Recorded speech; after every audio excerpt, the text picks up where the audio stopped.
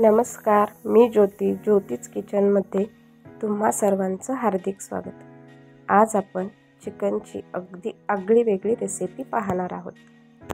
उन्हाळ्यामध्ये सुट्ट्या म्हटलं की चिकन आलंच, पण त्यात चिकनचे वेगवेगळे प्रकार जर प्रत्येक वेळी आपल्याला खायला भेटले तर बात काही औरच असते।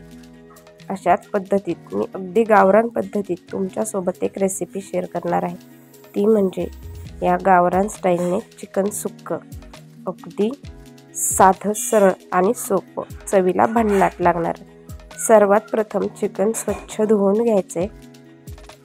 चिकन स्वच्छ धुतलं की त्याच्यावर आपल्याला 1 चमचाभर हळद घालायची। मी इथं 1 किलो चिकन घेतलेलं आहे, त्या मापाने 2 चमचे इतकं मीठ घालत आहे, 1 चमचा इतकं हळद, आलं लसूण कोथिंबीरची पेस्ट घालून हे मॅरिनेशन करण्यासाठी ठेवून द्यायचे। मॅरिनेशन कम से कम 10 ते 15 मिनिटं करावं। नंतर वाटण्यासाठी साहित्य घ्यायचे, कोथिंबीर, खोबरं, त्याच्यानंतर मी इथं डेसिकेटेड कोकोनट म्हणजेच नारळाचा वाळवलेला भुगा घेतलेला आहे, त्याची छान अशी भरड करून घ्यायची या पद्धतीत। आता एका कढईमध्ये तेल गरम करायला घालून त्याच्यात 2 मध्यम आकाराचे कांदे चिरून घातलेले आहेत बारीक।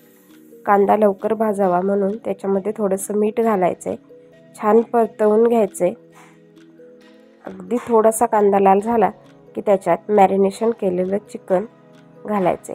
या पद्धतीत जर तुम्ही हे चिकन सुक्कं बनवलं तर नेहमी असंच बनवलं, कारण हे चिकन सुक्कं अगदी चवीला भन्नाट लागतं, अगदी गावरान पद्धतीत। आता चिकन परतवून झालं की त्याच्यावर एक ताटली ठेवून त्याच्यात पाणी घालायचे।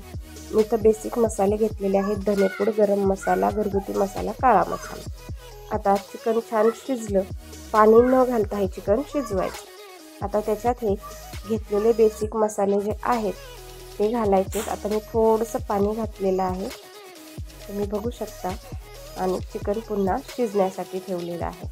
आता चिकन आपलं छान शिजलेलं आहे, ते आपण काढून घेऊया।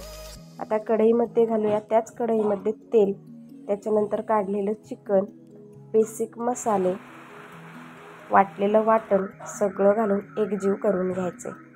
जास्तीत जास्त हे वाटण छान परतवून घ्यायचे, त्याच्यानंतर शिजलेलं चिकन घालायचे आणि छान परतवून घ्यायचे।